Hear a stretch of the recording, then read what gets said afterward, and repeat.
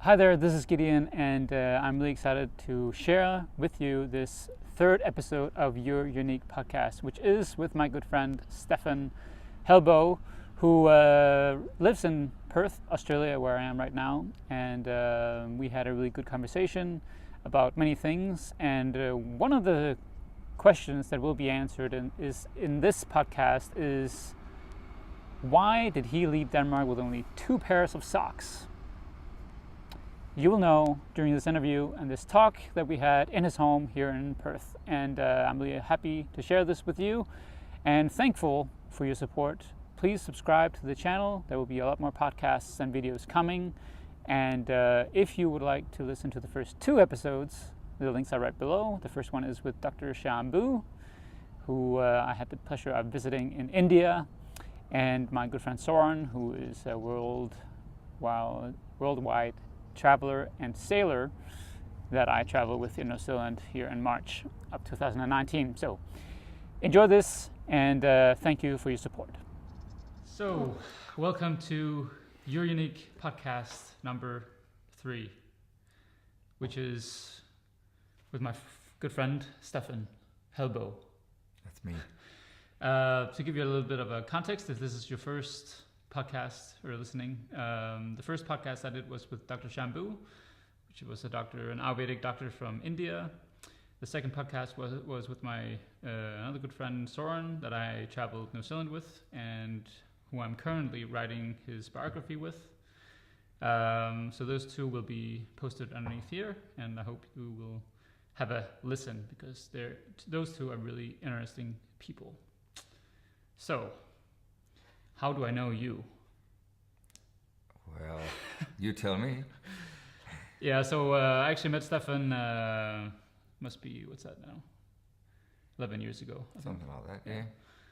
For an interview for a sales position at a company in Denmark. And since then, I think we very quickly, at least during the first year, we were colleagues and so on. And then I think we connected more on, I remember a really important time, which was, I was at a seminar, a one-day seminar with a speaker who was a part of the Secret movie. And that weekend changed my life. And when I came to work that day, when I sat down, like, it was like everything changed. And then I was like, then I went over to your desk or whatever, and I said, I can't work today. And then we went into a room, and I think we sat down for more than an hour, or at least a long time. And you just said, go home and write everything down and whatever. But my point about that is that we connected well in the sense that we wanted more out of life to some respect. So we were both searching and so on. But yeah, we were both studying. We were also playing poker. Trying to, anyway. And and then I think the same, just a few months later, you got canned, or May, a few months later, 2009. So that changed your life, but that also put you in sort of in a direction that you actually wanted to go anyway, right? Hmm? And what direction was that? Because that's where you actually are now. That's the whole reason. Well, maybe one of the. Yeah, well, obviously, when life presents itself with an option like that, I got made redundant, had 4 months pay. So then you got to figure out what you're going to do next. And for me, the obvious one was to take off and go explore. So I did that with my girlfriend at the time. But very quickly realized as we were traveling that when we were about to return back to Denmark, that was not something I could sort of identify myself with. So you traveled in those months? Between May and September? Yep. Okay. We traveled in from early July to mid-August. Okay. So about 6 weeks. And it was very clear to me about halfway through that trip that I was not going back. So what happened is when we got back to Denmark, we actually broke up on the way back. So as we got back to Denmark, within 24 hours, I had already bought a one-way ticket back to Australia. With departure about, I think, 3 weeks later. So you were down there in that period of time? We were in Australia for the first 3 months first 3 weeks out of the 6. Okay. And the last 3 weeks we were traveling around Southeast Asia. Okay.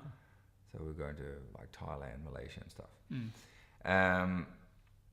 But yeah, so it was very clear to me that I had nothing really at that time that really bound me to Denmark. So I said, nah, I gotta explore that other option of living abroad, and especially living in Australia. I visited Australia twice before. My sister used to live in Sydney for a year, and went down there and I stayed with her for about 2.5 months, which again, that was also a very big milestone in my life. We can always come back to that. And before that, 3 years prior to that, I visited a good friend of mine who was studying in Sydney for a year. And I went down and saw him for 4 weeks, and we traveled the whole East Coast, which again was mind-boggling, because again, I'd never really traveled before. So for me to come to Australia and have that many adventures in such a short span of time was again so mind-altering. So it was a really, really good experience. So I've always had this really nice impression of Australia. So for me, it was natural to try and explore that further. Yeah. Okay. So yeah, early September the 11th from memory. Oh yeah, I remember. Yeah. 9/11. Oh. Yeah. I flew back to Perth. Oh, not back to Perth. I flew back to Australia. I'd never been to Perth. But yeah, had a one-way ticket. Had nothing except my carry-on. No checked baggage. No nothing. And you had even like less than what people would think. You had 2 pairs of socks and. Yeah, well, again, I had whatever I could fit in my tiny little carry-on backpack. So yeah, 2 pairs of socks, 2 undies, whatever I was wearing, and like an extra T-shirt and something like that, and my laptop, my camera, and my iPhone. Very early generation iPhone. That was, I think, it was the first or second generation of iPhone. So a very, very basic pack setup, but again, everything I needed was right there. So it was a bit of a crazy and. Erratic, spontaneous, but at the same time, really awesome move to do. Yeah. Yep. Yeah, I definitely remember that as an important time for you as well as me, because that month I was in Florida to be certified with this speakers company, the one I mentioned earlier.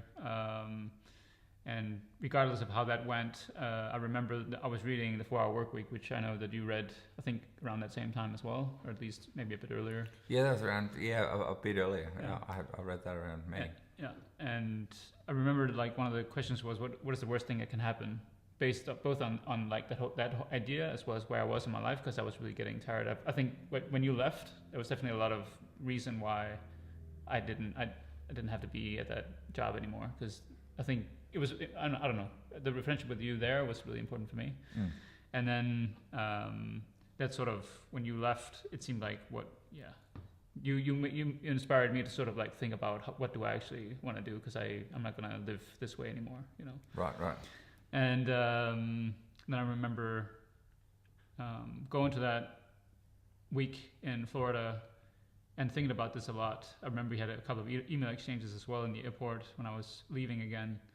And then when I got home, I quit my job, like, I think 2 weeks after.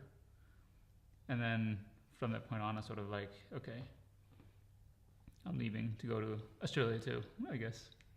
And so that's where I started. And I remember you had a really interesting question. I think that was maybe 6 months after in Broome, where you were like, so Gideon, why did you go like the farthest away you can from Denmark? And that's something I've actually realized that over the last year, when I've been back in Denmark, most of 2018, was that I actually just wanted to be free, you know, find myself again, and all that stuff. So, yeah, tangent. But I suppose again, I mean, even though Australia and New Zealand are probably as far away from Denmark as you can go, at the same time, they're 2 of the most interesting places in the world. Yeah. So that those 2 things just happen to be in the same category or facts. Of course, you could have gone so many other places, but there's like everybody should experience Australia and New Zealand. So I suppose you could have gone a lot of other places. Like you went to America for a while as well. So, again, it's a good place. Australia is such a good place. It's in my opinion, it's the land of opportunity. Like there is so much more here, so much more on offer here than you'd have probably a lot of areas in America, which is the land of opportunity. So for me, this has been life-changing for sure. So how did that journey continue from that first period of time here? Because you were also sort of in a backpacking mode. You didn't really know how things would go. You just went to sort of like, how can I? Yes, again, obviously I left Denmark with zero expectation of what was ahead, except I was just gonna embrace everything I was just gonna embrace the journey. Well, obviously, like the first 6 months was sort of pretty turbulent because a lot of stuff happened. Again, I arrived with nothing but my backpack and spent the first couple of weeks crowd surfing, couch surfing, crowd surfing, going to concerts all the time. So I spent the first couple of weeks couch surfing. So again, I was staying at people's homes, local people, again, because I was on a budget. I didn't have any money either. I had about $1,600 in cash with me, 620 from memory. So I had to make that last as long as possible before I got a job. So obviously I needed money coming in as well. And while I was staying there, I landed a job at Fitness First, which was one of the local gyms at the time.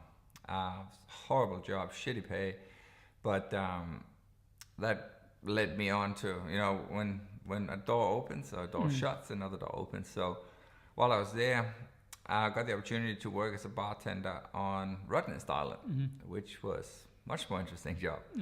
That again allowed me to come over there, really live as a backpacker on an island with, when the Australians say no worries, I think that is probably the best definition of no worries. You're staying on an island, you live on site, you live on the premises. I was making between $800 and $1,000 a week, which at the time was a lot of money when you had no expenses. So you got no car, you got no. I think I had a little bit of like a travel insurance, for like a medical insurance. But that's it, like no car, no mortgage, no rent, no nothing. You paid a board, I think it was like, I can't remember, $100 or something a week or maybe less, which covered like breakfast and lunch. So, or was it lunch and dinner? I can't remember. But you had a couple of meals covered in that. So you could rack up a lot of money in a very short amount of time. But the only downside to that was because I was here on a working holiday, I could only work 3 months at a time.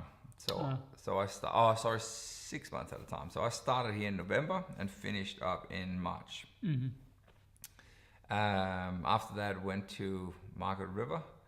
I had one of my other good friends, Daniel from Denmark, actually came down and joined me, and we moved down to Margaret River for a couple of months, and then we had to leave. Like my visa expired, and in that same time span, I had also met Ash, which is now my wife, and so that was a little bit for me. It was like really difficult period because I knew I had to leave Australia. There was no way I could stay. And that was it 32 that you couldn't, was it 31? Yeah, did you get a visa? Yeah, so I was on paper, I was too old to extend my working holiday. And it was 32, that was the limit? Yeah. Okay. So in June, like that, I had to leave. So I had to just draw a line in the sand and say, okay, I have to depart Australia. And at that point in time, I had no intention of coming back because I didn't think that was going to be possible. So that was, it was a bit of a dark time.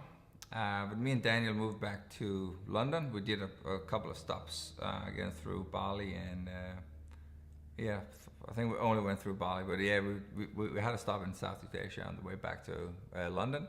Got an apartment in London, and that was just misery. So yeah, I ended up flying back to see Ash in Australia. And me in Broome. And you in Broome. And when I flew back to London, I kind of decided that was it. Yeah. I had to try and do something about the whole Australia thing. So Ash decided that she was going to try and give up her job to come to fly to Denmark.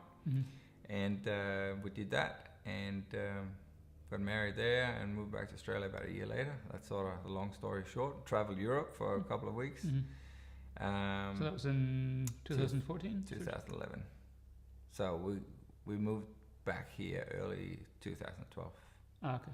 Yeah. So, or late 2011. Okay. I got my permanent residency here in 2012. Nice. So, early February 2012. That's pretty fast, isn't it? I think that was pretty standard. Okay. Pretty standard. It takes a couple of months. I think they allow up to 6 months or something. And to give you context about who you actually are, you've been in music for most of your life, and you also had sort of entrepreneurial. You had a video game. What was it? You had some. Oh yeah, I had like a internet gaming cafe when I was about 20. I had that for nearly 2 years. And what happened after that?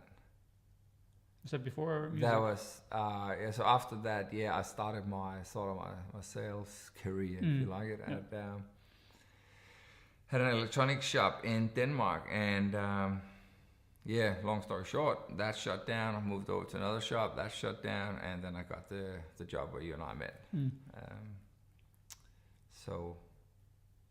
But been playing drums since I was 14, and always been really fascinated with music in general. And that was it was semi-professional at one point, right? What, sir? It was semi-professional, or was it? I mean. Yeah. So again, I've probably we've played a lot of I've only played in original bands, so I've always been involved in creating music rather than playing somebody else's songs. So I actually joined my first cover band when I came to Australia. Okay. So the first I think I started my first band like 3 months after I started playing drums. I asked a couple of guys from school and if they wanted to do a band. So we had this shitty band and played a couple of covers there just to sort of pinpoint each other, like to find out how we were at skill levels and stuff, and obviously some basic songs. I remember we played like "Knock on Heaven's Door" by Guns N' Roses and "Runaway Train" and stuff like that. Some of all the grunge and rock basics that was out, back in the 90s. So that's sort of where it took off from. But then we started writing our own songs very, very early on, and from when we left high school or left school and I then joined other bands, it was always original bands. So I've always been creating music again, rather than just being a slave and played or a prostitute and played someone else's songs for money. So that is but I have never done it as a 100% full-time living, because unfortunately that is pretty difficult when you're on, and especially in the original scene. If you play covers, at least people will pay you for it. But as I said, you feel like a prostitute. Okay. But that was also one of the reasons why, you wanted to pursue that here, like initially in Australia as well. Well, I've always since my old band split up, I've sort of had this love-hate relationship, or been a bit sort of diluted in regards to music, because that was such a massive part of my identity, was to be the drummer in this big rock metal band. And when that all of a sudden just vanished, disappeared, I had to just come to terms with who I was and what I had to do from there. So it was a bit daunting for me. I don't think I played drums for nearly a year after at all. All right. And again, changed jobs. So I got the job where you and I met, and slowly from there on, like someone at work one day approached me and said, "Oh, didn't you used to play in that band? And, we need a drummer. Would you want to come down and jam with us?" And I thought, my initial thought was, I'm not gonna do that. But then I thought about it for a couple of days, and I thought, you know what, why not? It'd be good. It'd be good to get your skills back, or at least try and just express, play some music. Yeah. So I did that, and that sort of got me started again. Okay. But coming to Australia, I didn't come to Australia to pursue music. I came to Australia to try it out, to see, because I've never been here to live as such. I've been here as a guest, as a tourist, traveling around. Okay. So obviously, when we met, at least for me, I think I've always been searching for more based on where I come from in terms of my family's religion and whatnot, and perhaps not been as conscious as it is now. But I remember we were talking about those things a lot in terms of getting more out of life. And I remember you were like, when you were about to go, you wanted to create some kind of what was it called? Cyber nomad or something. Cyber vagabond. Vagabond, yeah. But like, what has been driving you more than just going to Australia? Because obviously it has seemed that you also wanted more out of life than just the 9 to 5, I guess you can say. So what has there been a drive there that was equal to the desire of going to Australia, or has it been sort of a mix? I think I've just like the whole approach to sort of like your work environment. I've always been looking for something where you could work smarter, not harder. That's by no means because I think I'm lazy. It's because I wanna be as productive as possible. So when I got down here, like I always had to get a job as soon as possible after I got my residency. So now I was allowed to work again. So my first 4 months I was working as a concreter. But I knew even before even starting there that was absolutely nothing I was gonna do long term. So again, after 4 months, when they had to cut down, they didn't get as many contracts and stuff, and someone said, "Oh, gotta let you go. We don't have enough work on." I was like, "Yeah, that's cool."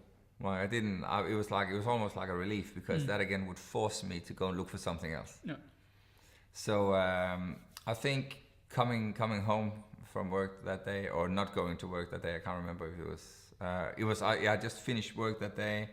And my boss rang me and said, "Look, we don't have that much work on at the moment, so I've got to let you go." I went home the same night and just started looking for jobs. And I think not even a month later, like a couple of weeks later, I got a job at a drum shop in Perth, which was a wicked opportunity, because obviously you got to inhale the environment of, like for a drummer that would be heaven. It'd be probably the coolest job that you could get if you had to do like a 9 to 5 job. But again, being in retail, the pay is absolutely bullshit. Yeah.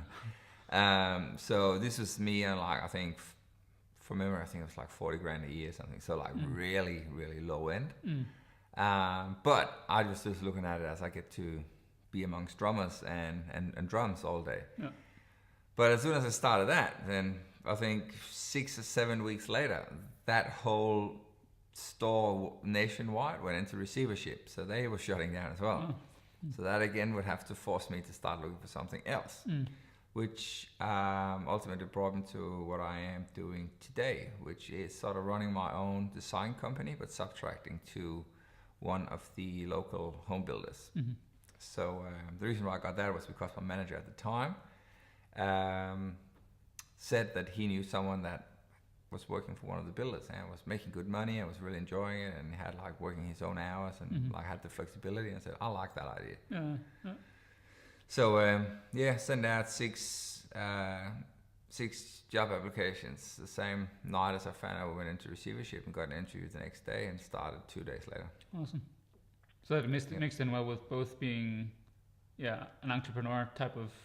It's kind of a bit of a self-employed as well as sales and. So again, it gives you the option. Again, you get paid for your effort, not for your time. Yeah.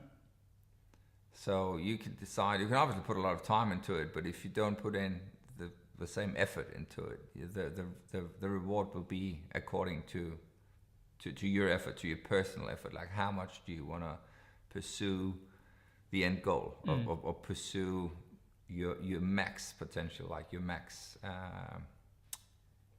What do you call it? Yeah, you're like your success is depending on you entirely. Yeah. And again, you got great support at the office as well. So if you do need some help, some coaching and stuff like that, and everybody was really supportive around that. But what really drew me to that was the fact that that like you work your own hours.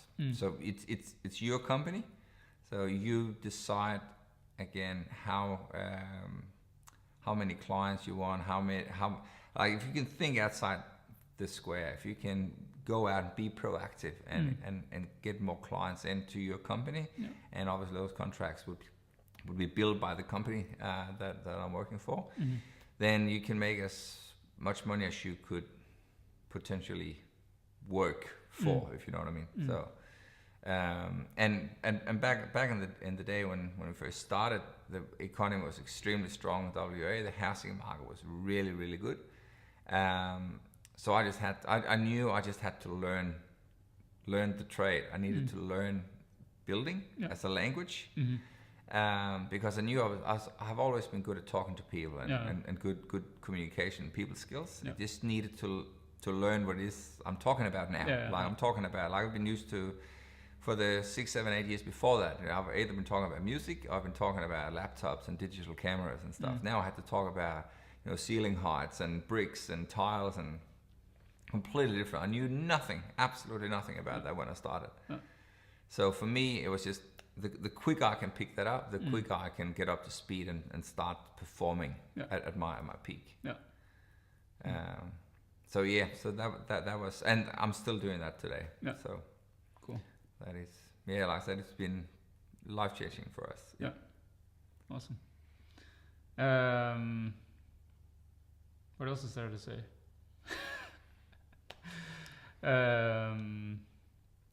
So one of the other thing we have been sort of had in common has been exercise. We both ran a half a marathon that you don't remember. I certainly remember us running it, but I don't remember the outcome or the day or the date. And we've also, so I wrote you in February, I think this year, to say, hey, I'm coming to Perth, so we should run far. So here in a couple of days, we will be running, May 12th, we'll be running 32 kilometers here in Perth City. In 2 days. 2 days, It'll be my longest run, and it'll be you've done a few. I've done a few 30K runs before. I've done one marathon 11 years ago. But it'll be my longest run in 10 years or 11 years. Okay. Easy. So, and for people who maybe have followed us or not, we have also started to use our interest as well as personal goals of fitness and getting into shape and so on for sort of a higher purpose, with helping charities that has to do with kids. I guess maybe you can share more about your family and as well as your son Miles with regards to that. Obviously, not too long ago, what was this about?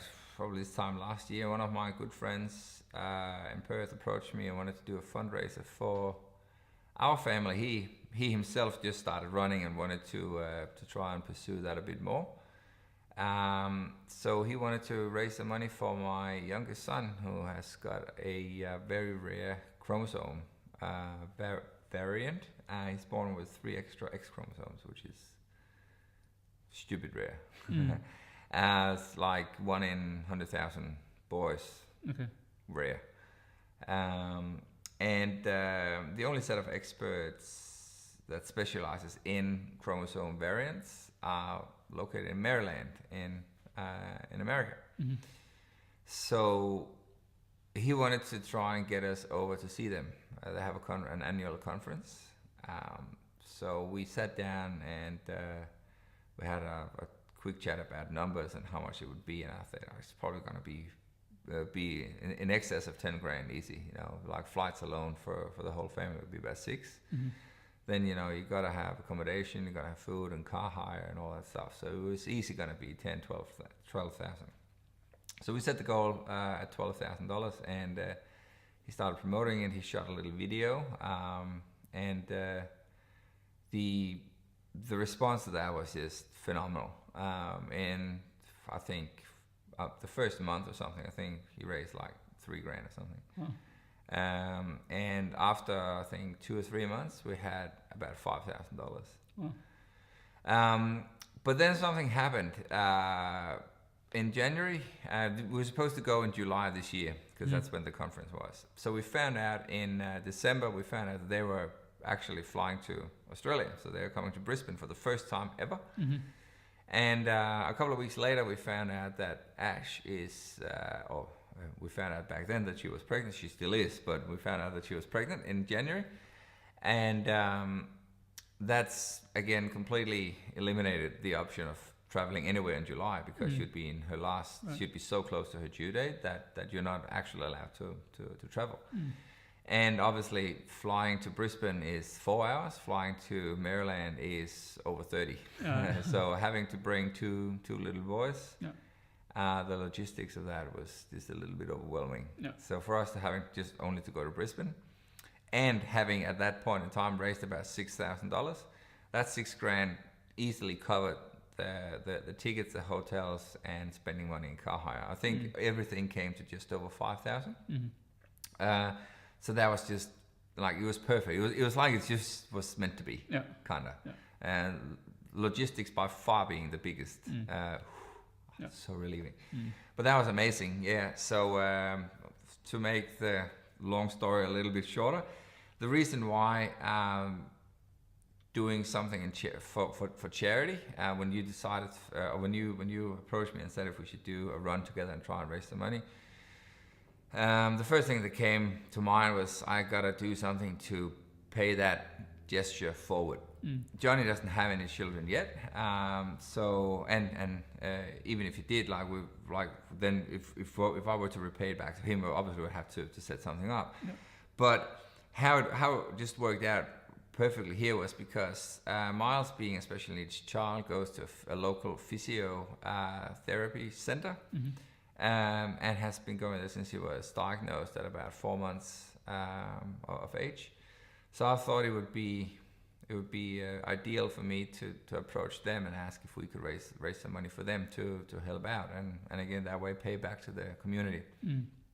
They obviously embraced the idea and said, yeah, of course, yeah, we would love that. I'm very honored and all that. So so that is what we are currently doing and have raised almost $1,000 now, after the first 2 weeks. So it's all coming along nicely, and probably mostly because of the beautiful push-up reward you get when you donate $1. So every dollar we have done. How many? 700? Well, 75? We need to pay back 140 today, so we would have done about 700 or something. 700, okay. Around that. a lot.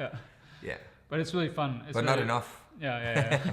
But it's very satisfying. I feel like, for myself, I had my personal goal for the year is to run a marathon, as well as I had this crazy goal, which was I see this as a building year. So because I throughout the last 7 or 8 years, I've been really fast and, I want to do this and that, and been too fast in manifesting it in my mind, but then being disappointed that, I'm not there yet, that's kind of a weird dynamic. So when I went home to Denmark in 2018, I spent the whole year sort of calming down, and I realized, okay, I need to start slow and sort of build slowly. So how can I find something that can help me do that? Yep. So I thought maybe push-ups could be an idea. So I thought, okay, what would be the best long-term idea to really get into something that could sort of build for a while? So I thought, why not just do as many push-ups as there are days in the year? So January 1st, I would do 1, and then January 2nd, I would do 2, and then, so that's, I'm still doing that. So today I have 130 to do. Well, that's good, because you've got to do 140. you're basically getting them for free today. Yeah. That's good. But that has really helped me, like getting sort of get some ground on myself in terms of doing something disciplined every day. Yep. And besides that, I've also focused on no alcohol. I know you've done the same. We started from the beginning of the year, and we now have this long race on Sunday, and have a marathon the week after, I guess. We do. Oh yeah. Possibly. Do, yeah. Oh, I certainly do. Like I've signed up for it, so unless I'm breaking my legs or getting severely injured on the weekend, then I've got that coming up Sunday. And then you have the marathon on June 16th. Yes, about a month away. Yeah. The 16th of June. And that's on Rottnest Island, where everything started, kind of. Yep. Yeah. So that'll be good. Well, the main reason why I wanted to run a marathon before the new baby comes. Mm-hmm. So that was kind of the only one available, unless I either wanted to fly to AS Rock, which that marathon in there is like $2,000. Yeah. Because it comes with accommodation and meals and all that stuff, so it's not too bad. Like it's like a little holiday package. So you go there for the weekend, or if you buy the bigger package, you go there for like an extended weekend of say 4 or 5 nights. Okay, cool. But I didn't really, and I can't really logistically and financially just take off and just leave and pay that amount of money just to go running, and again leave the family behind, because Ash wouldn't be able to fly, and someone's gonna look after the other 2 scoundrels. Yeah. And the only other option was to go down to, I think it was Bunbury or something. There was some other marathon, but I thought, look, we can all go to Rottnest, because it was important for me to do it, and they could be there as well. Yeah. So Rottnest is something where we can all go for one night. So I can go over there Saturday, have Saturday as a little family day, have the sleep over. Sunday morning, boom, smash that out in absolutely no world record breaking time, but just completing the marathon. Yeah. But they can be there, so they can be there, and it's 4 laps of 10Ks. Mm-hmm. So each lap, I'm not expecting them to stand there and cheer for me every lap, but at least for the last one, when you finish, they can be there. Yeah. And that's your third marathon? It's my second full marathon. Okay. I've lost count. I've done a lot of half marathons, 20 plus or something. Yeah. But my second full marathon. The last one was, or my first one was a horrific experience. No, that was the one with the rain. Yeah, it started absolutely belting down about halfway through, which when everything went well, I kept running. I was really fit at that time as well, so I was running a lot faster than I am now. But at about the 25K mark, it just started raining, and my shoes were soaked. I had to take them off, and I started to get blisters, and I really, really sore feet, and I was completely soaked. I just had to keep running, but again, you finish it, which is, at the end of the day, it's a mental game. Yeah. So I just knew there's no way I'm gonna quit, no way. Yeah. But my whole body was aching, and I was cold, I was wet, I was strong winds again came in. It was just a terrible day. And that was in Copenhagen, right? That was in Copenhagen, yeah. So. And I'll do mine in early July, and I guess my point was to bring this up was that it's very motivating to do it for a cause. It is, yeah, because again, it's very different to do it for that reason. Because again, you hold yourself accountable in a much higher way than you would if you had nothing else to rely on. Yeah. So if it was just a matter of you just wanted to run or wanted to do a lot of push-ups, then there's nothing stopping you from saying, I'm not going to do it today. Because, you could, it's just you. But if you're doing it for a cause, if you're doing it for, to improve the life of someone else, help raise awareness, help raise money, funds towards something, then it becomes it gives you more meaning. Yeah. And we will, so Kids Are Kids is where Miles is being helped, and we will give all the money that comes into. Has that been decided yet, or? It's been proposed, yeah. So it's yeah. So we'll at least give it to that organization, and then we don't know exactly. exactly. We will work something out with them Yeah. in regards to finding out exactly what the right So way either forward it's going to is. be some equipment, or it's going to be maybe supporting a family, or it could be different things. So what I want to try and get into is just I don't know, maybe to wind down or whatever, is that we have both obviously been traveling a lot and making a lot of moves in terms of who we are as a person, people, in terms of pursuing different things in our life. I guess we've been sort of out of Denmark in the similar amount of time. Yeah. But because I think a lot of people that wants to do more. I guess what is your perspective on how to do that? Like to make that move that you did. You actually literally like left everything with nothing. And how would you like suggest or advise anybody to take a leap like that? I mean, of course you need to. You can. I don't know if I would necessarily suggest it, because it's something that's certainly not for everyone. Yeah. But what I would say though is if you do feel lost or stranded or stuck, can't find a meaning, something like that, travel. Like pick yourself up and go see the world. Yeah. Go to like even try and go to places that you didn't necessarily think you would want to go. Like I've never really had a big desire to go and see Southeast Asia, but every country I've been to there, and when you see the culture, when you see the food, I love food. So again, traveling there, like just opens your horizon to what the world looks like. If you only go to places where you feel comfortable, so again, if you go to pretty much any country in Western Europe, if you go to America, not that I'm saying you necessarily would feel safe in America these days, but if you go to a country where you can speak the language and communicate with people and stuff, and you sort of know what you're getting yourself into, it's like push yourself a little bit out of the comfort zone.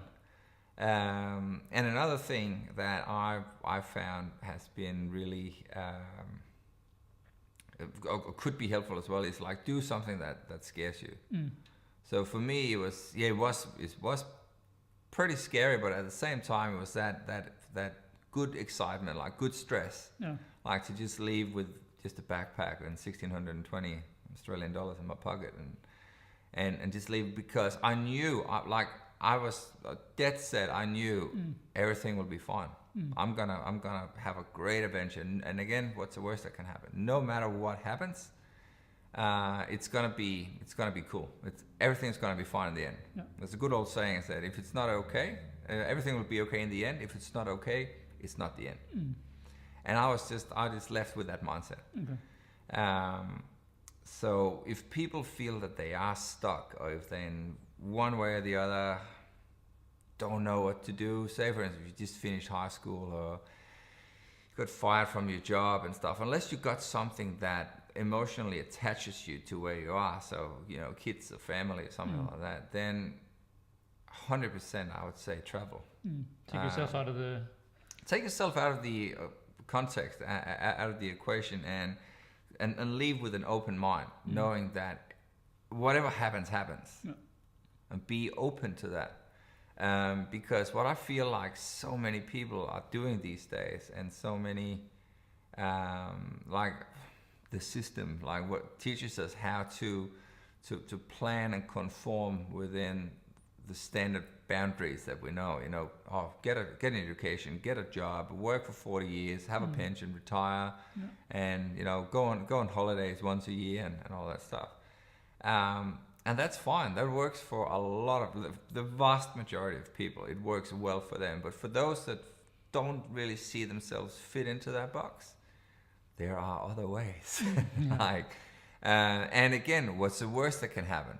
The last thing you want to do is wake up one night when you're 65 and think, shit, where did life go? Why didn't I do that when I was 30, 40? The thing is, you can do it regardless of how old you are, but it becomes, for obvious reasons, a lot easier when you are younger and fitter and more capable, and have less baggage as well. So if you don't have, not baggage is the wrong word, but less commitments. So, family, kids, and all that stuff. Because then it becomes harder to have that distance and make that sacrifice of saying adios.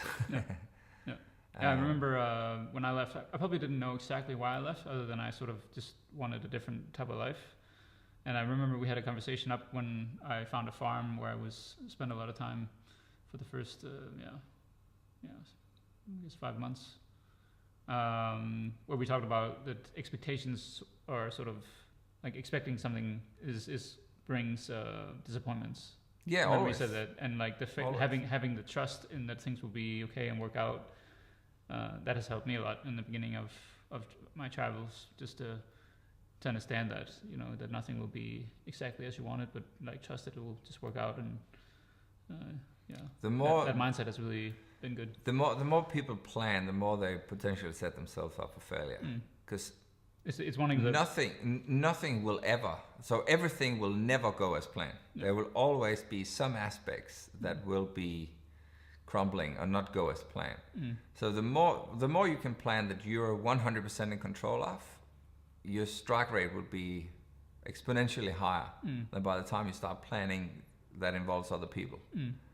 So, for instance, if you make the decision not to drink alcohol, you are 100% in charge of that. Yeah. If somebody offers you a beer, you can politely decline, say, "Nah, sorry, I'm not drinking." Take whatever abuse that person might give to you, say, "Oh, why not, blah, blah, blah." But you ultimately make that decision. Yeah. But if you start planning something that involves other people, you can't control their emotions or their feelings or their actions. Yeah. So if somebody decides to do something that then impacts your planning, you're screwed.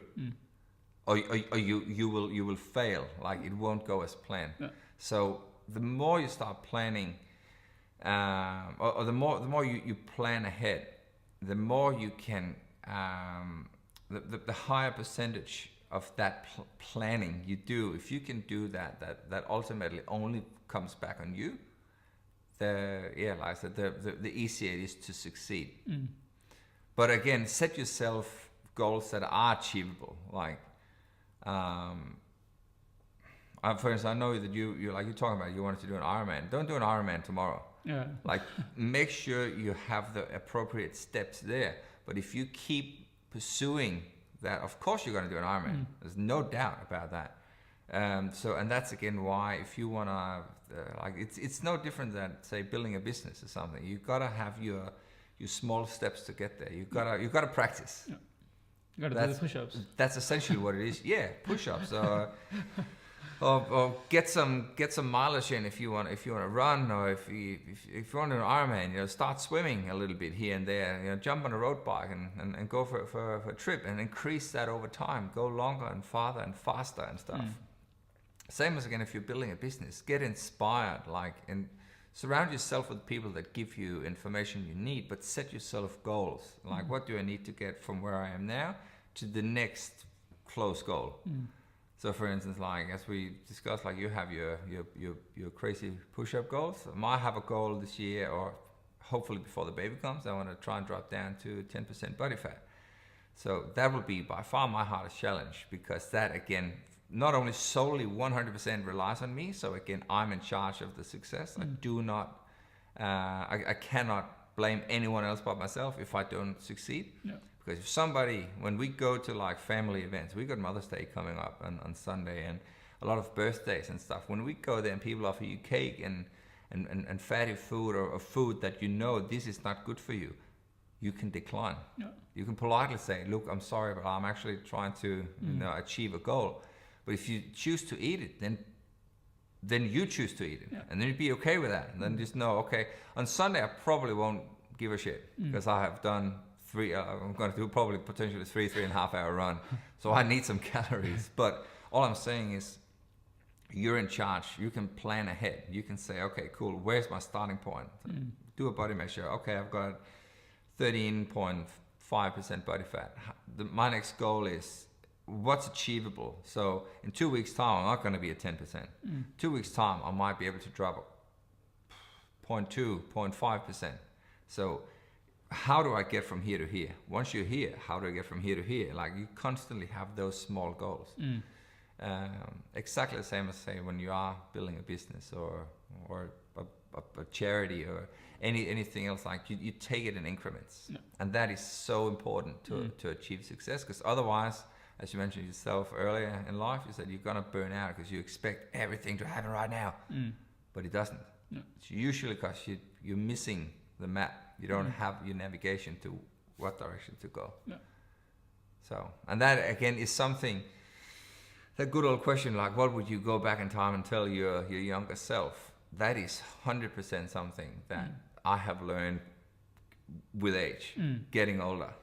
It's like you've got to learn from your experience. So all your failures you've done, everything where you do miss the mark completely, or shit, I spent like two years doing it this way, and if I'd done it this way, I could have saved a year. Well, I can't get those 2 years back, but moving forward, I know this is the right way to do it. But the right way for me might not be the right way for you or someone else. So that's again why we're all different. So leaving Denmark with $620 and a backpack might not be the right thing for you or someone else. But for me, that was the only way forward. But having the belief that everything will be fine, you can do anything. Literally anything. Yeah, that has helped me a lot. That idea, trusting, having faith in the unknown. Yeah, but look, your path ahead is whatever the path ahead is. I'm by no means religious or scientifically enriched or anything like that. I just believe in karma. Like, you get good stuff if you put good stuff out in the universe. And the path ahead, if you have a good positive mindset, everything will be all right. Everything ultimately will work its way out. Even if you're down in a hole at the moment, or if you're on a super high at the moment, stuff stuff over time will balance each other out. The more of that stuff that you can control, the smoother the cruise will be ahead.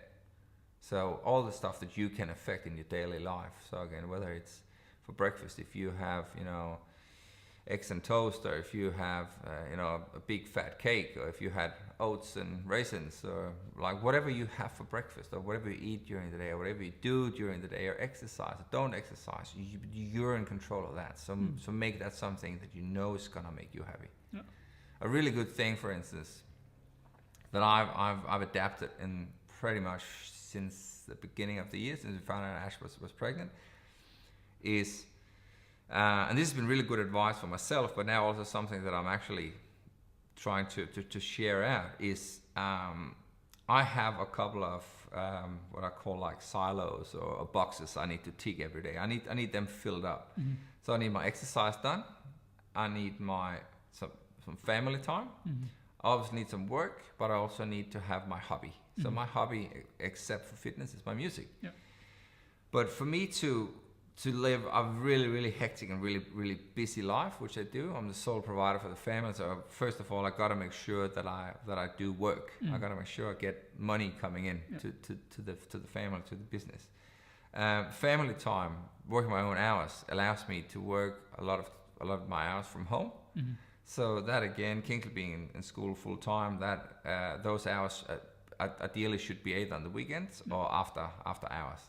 So that's easy. We always have family time from about dinner time till they go to bed. That's our time. On the weekends, we try and go out and do stuff. And obviously, I'm here every morning as well. So Kingsley sees me right when I drop him off at school, and sometimes when I pick him up. Otherwise, I actually pick him up. But my day starts the same way every single day. Get up at 4:30, go to the gym at 5, be back here at 6:15, 6:30, and that's when everybody wakes up. So my whole point about that is, regardless of how yesterday turned out, so whether yesterday turned to shit, nothing went as planned, and your work was shit, and you didn't have any family time because you worked for too late, so you never got home. I had appointments and missed the kids' bedtime, and missed dinner, and had to grab fast food on the way, so I ate bad and stuff. That's fine. Right that day off, the next day starts the same way. So the day starts good. The day starts with you doing exercise, something that energizes the body and gets your endorphins up, and gets your blood pumping, your brain working, and like you get started. Yeah. And then the day you come home, you have breakfast, you sit down, you have breakfast with your family, the people you love the most. Then you go on from there. Yeah. So some days you go to work, then I do my music and stuff. But whatever happens thereafter, you have the best possible start to the day. Yeah. Every day. Monday to Friday. Yeah. Awesome. That is a system that has been working extremely well. Yeah. Once you adapt it, once you get used to getting up, because I love my sleep. But once you're used to actually, I press snooze once, and I know that's my buy-in. So okay, cool. So you got to wake up now. When the alarm goes off the second time, I get up every morning. Okay. Put everything out here on the couch. So I'm ready to go out, get changed, jump in the car, and go to the gym. The gym is just around the corner. So it takes me. I can leave here at 5 minutes to 5 and still be there in time. But that is a very actually really, really good advice. Because we all need some sort of structure. Yeah. So for some people it might not be exercise. For some people it might be something else. I want to get up early, have my coffee, and read the newspapers. I want to go up, sit down, and brainstorm ideas for the day. Yeah. Or I want to go up and watch the news on TV, or whatever it is. But have a routine that starts off doing something that is important. Good for you. Yeah. Exactly, something that's you time. Yeah. And I know the whole reason why I'm trying to wind everything up here and do my marathon, do my fitness goals and all that, I know that all that will be reset as soon as that new baby comes. Yeah. Those routines will be skewed. Yeah. Because you will now have to adapt it to another variable in your life, a constant variable. Yeah.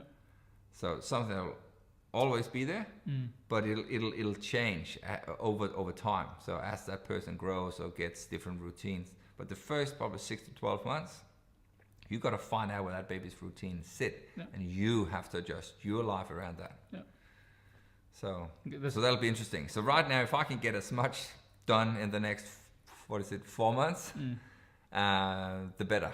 That's what you learn from having 2 kids. yeah. Or as I said, look, this is probably as organized as I've ever been in regards to training. Yeah. Because before I would go at 4:30 in the afternoon and 7 in the morning and 10 at night, and I would go whenever it felt normal, or whenever it was possible. But by doing it this way, another really, really important point to it is you're never gonna skip training. Because what happens if the day goes to shit? So say you wake up at 6:30, you go straight out to have breakfast and stuff, and I've got everything planned, because you plan stuff that's not entirely in your circle. I'm gonna go ahead, gonna do work, got my meetings here. When those meetings finish around here, then I'm gonna go back, and then I'm gonna go to the gym on the way home, go to the shops, and then I'm gonna come home for dinner. But what you don't realize is that meeting takes another hour. You got traffic on your way home. Something went bad at home, so man, I gotta go straight home and stuff. Oh, that's fine. Just gonna go to the gym tonight. But then you come home, everything goes down. One of the kids is sick or something like that. You don't get to go to the gym. Then what happens? Then didn't go to the gym. You feel annoyed. So what do? You open the pantry. I've got some chips. Or I've got we don't have that here. We don't have any bad food. But what you do is you search for something to comfort yourself. And so many people do that. If you don't have that pattern sorted, so if you have your exercise done first thing in the morning, you can tick that thing off. Yeah. And that's something that again sets you up for success for the rest of the day. Yeah, it's a really good foundation. So that has been extremely important for my programming, for my planning, for the daily planning. Because I know every day I start that off, that silo is filled. Sometimes, especially at the moment, when we train up to a marathon, then you go again in the afternoon. Like you go for a run. Or maybe you go once on the weekend. So Saturday and Sunday, I don't know if I said that, Saturday and Sunday is my days off. So I train Monday to Friday, I'm doing CrossFit in the morning for 1 hour. So Saturday, Sunday is my days off. Or we can go for a stupid 32K run, or a marathon, or a half marathon. So there'll be a couple of them coming up now on Sundays.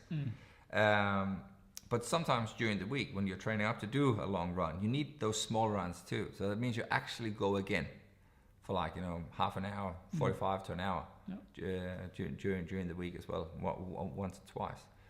But you'd be much more okay skipping the odd one here and there, because you know you've already done an hour in the morning. Yeah. So you know you've already already had the system reset, had the blood going early in the morning. Yeah.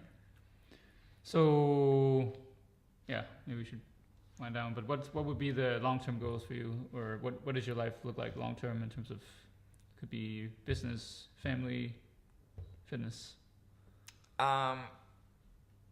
Fitness, if I have to do, I'll try and see if I can make this as short as possible. So fitness, I'm gonna call that fitness and lifestyle, fitness and health. Mm-hmm.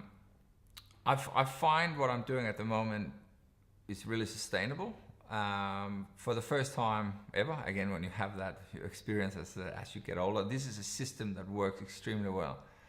I've also educated myself a lot lately. Both me and Ash has educated ourselves a lot in regards to what's the right stuff to eat. So again, eat the least amount of processed food as possible. Get your your good lean grass-fed organic meats, organic vegetables. Cook the food yourself. Have significantly limit your eating out. And if you do eat out, make sure you go places that do offer good, healthy options. Or even if you do go somewhere where they don't, then try and order something that is the least bad option on the menu, or at least ask to substitute, say, fries for a salad or something like that. So that's something that, again, we've both been doing for quite a while. Obviously, every now and then, go out and have whatever you want. Like, go out and indulge from time to time. Everything in moderation, including moderation. Exactly. So in regards to fitness, so I wanna keep the track I'm on for multiple reasons, but the main one is I wanna be as fit as I can for my family, for my kids. What was the other stuff? Business-wise, so I would love to... Business or projects or, so obviously my music is now in a really good position. I've been extremely creative the last couple of months. I've written probably just under 10 new songs. Did you say that it's rock music, right? You yes, rock and so heavy rock that you've at least been playing the most? So if you say you started... so I would class it all rock music. So it's real instruments. So hopefully that's, again, is my plan as well, to have at least 10 songs nailed down before the baby comes, because again, it would be a personal relief for me or a personal satisfaction to have that done. But on the other hand, again, I'm also fine if that doesn't happen. But long term, I want that music to be a much bigger part of my life than what it has been for the last 5, 6, 7 years. And what was the last thing? Family? Yeah. Family-wise? I think we're probably at our peak now with kids. So I think having 3 kids is probably where we have to draw the line. But other than that, I want them to connect as much as possible to my Danish roots. And you speak Danish to your kids. Yep. I want them to be a part of the Danish traditions and Danish family as much as possible. But I still want to live here. So I want to make sure that our family is in a position to have that as a part of our lifestyle, to go back to Denmark at least every second year. And then hopefully family can come here the interchanging year. So we do keep that contact intact. And it seems that it works pretty well so far. It has so far. Yeah, absolutely. But I would hate for that to be to not to happen. So that, again, ultimately would lead me. I need to just make enough money for us to be able to afford that trip every second year. Cool. I don't know how long this has taken, but it's been good. Doesn't matter. So the last thing we can say is that we are raising awareness around kids together. So that's sort of a project that we were doing together. Kids get fit for the kids. So we will have a link below the video here, and if you follow us along, we will probably change charities and change things, and not just do push-ups, but do other ups. whatever ups and downs, and whatever and wherever the road takes us. So and that would be interesting because we will obviously not be in the same country all the time or in the same area all the time. So we'll see how that goes. For sure. But it's really cool. I like the project. So yeah, it's good. Yeah. So thank you for listening.